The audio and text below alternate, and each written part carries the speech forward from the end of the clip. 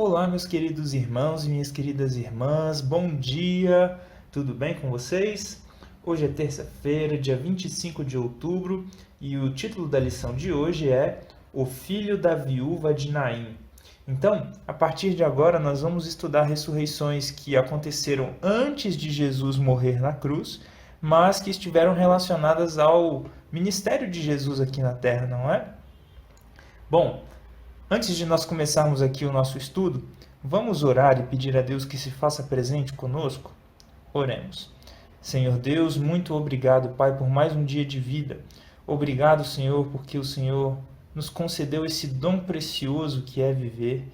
Mas muitas vezes, Pai, nós acabamos sendo afligidos por sofrimentos, por dificuldades, por lutas, por ansiedades.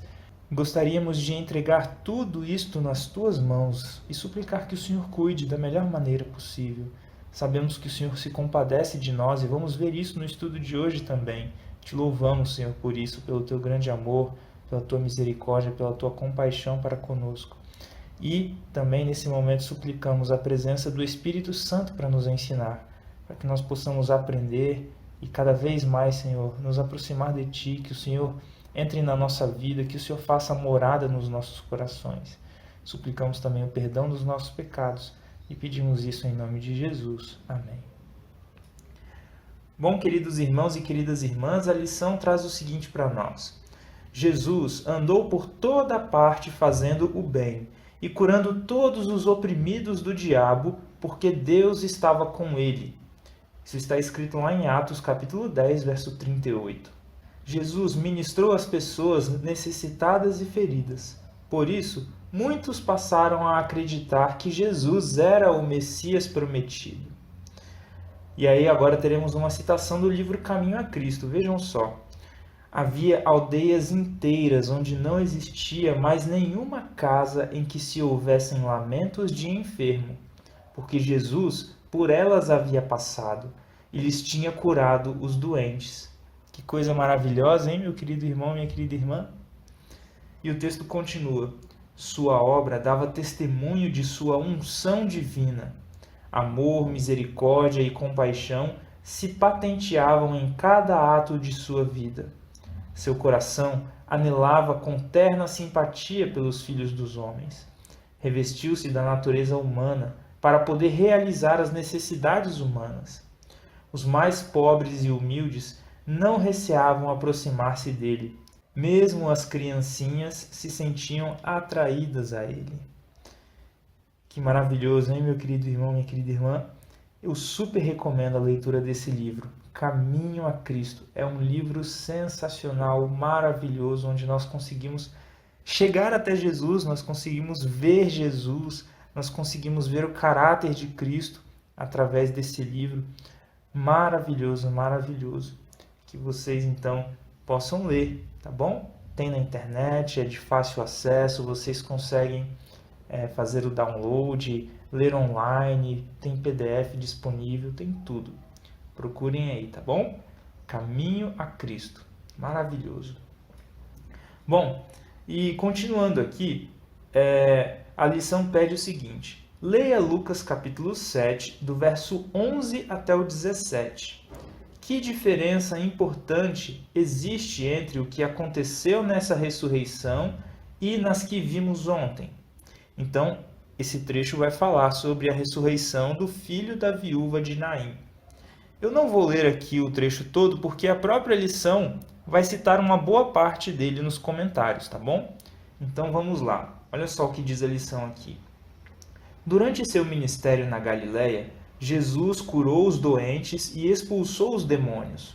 Certa vez, ele e seus seguidores estavam se aproximando dos portões de Naim, quando um cortejo fúnebre passava.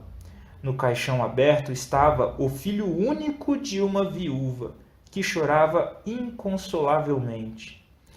Só fazendo um comentário aqui, naquela época, as mulheres, se elas fossem viúvas, passavam muita dificuldade por não terem o seu marido.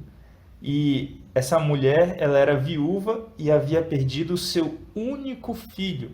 Então, além de todo o apego que ela tinha por aquela criança, por aquele rapaz, eu não sei qual era a idade, né, que esse esse filho tinha, ela ficaria completamente desamparada, né? Essa viúva.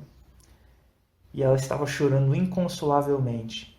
Claro que como todos nós, muitas vezes, diante da morte, nós não pensamos muito na situação financeira, mas o que pesa mais é a perda de uma pessoa que nós amamos, né? Eu não sou pai, mas consigo pelo menos imaginar que a dor que aquela mulher estava sentindo era algo assim tremendo. E vejam só o que aconteceu. O texto continua assim: cheio de compaixão pela mãe enlutada, Jesus lhe disse: não chore. Chegando-se, tocou no caixão e os que o estavam carregando pararam. Então Jesus disse: jovem, eu ordeno a você, levanta-te. O que estava morto sentou-se e passou a falar, e Jesus o restituiu à sua mãe. Isso está relatado em Lucas capítulo 7, do verso 13 até o verso 15. A presença de Jesus mudou o cenário, e muitas pessoas que testemunharam o milagre sabiam não apenas que algo surpreendente havia acontecido, mas que alguém especial estava entre eles. Chamavam-no de grande profeta. Você pode ver isso na continuação dos versos ali, né, até o verso 17. E uma coisa que eu vejo aqui, meu querido irmão, minha querida irmã, é a compaixão de Jesus. Jesus olhou aquela cena e ele não conseguiu ficar parado. Muitas vezes nós passamos diante de cenas de sofrimento e às vezes a gente acaba até fechando os olhos, não é, meus queridos irmãos e queridas irmãs? Mas o exemplo que nós temos que seguir é o exemplo de Cristo, o exemplo da compaixão, o exemplo da empatia, consolar aquela pessoa, se compadecer, fazer aquilo que está ao nosso alcance. E aquilo que estava ao alcance de Cristo era o quê? Jesus é Deus, o Todo-Poderoso. Ele pode devolver a vida. Vocês lembram que lá nas ressurreições do Antigo Testamento que nós estudamos, os profetas oraram a Deus? Aqui tinha uma diferença. Jesus não orou a Deus. Jesus é Deus. E ele simplesmente ordenou: jovem, eu ordeno a você, levante-se. Que autoridade é essa, hein, de Cristo? Que Jesus maravilhoso. E a lição continua dizendo aqui: a viúva fenícia, que nós vimos em 1 Reis, no capítulo 17, do verso 8 até o 24, e a sunamita, que vimos em 2 Reis, do capítulo 4, do verso 18 até o 37, pediram ajuda.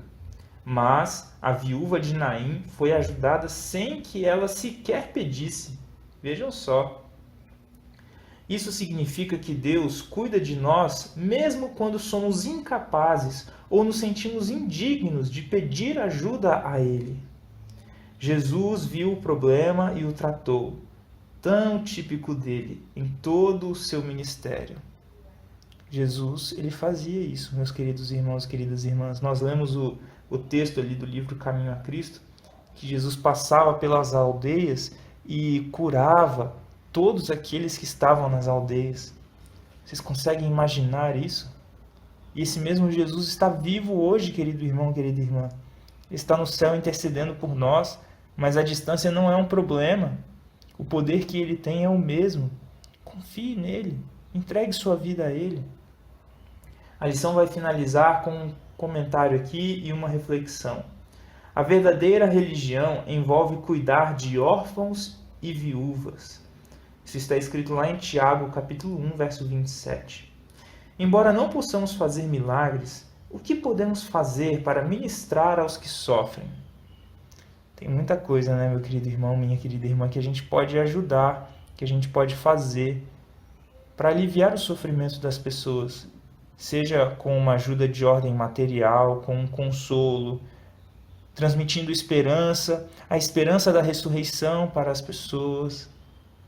Tem muita coisa que nós podemos fazer além do milagre de ressuscitar. Bom, querido irmão, querida irmã, que nós possamos então estar à disposição de Deus para ajudar as pessoas, tá bom? Um grande abraço e até a próxima, se assim Deus nos permitir.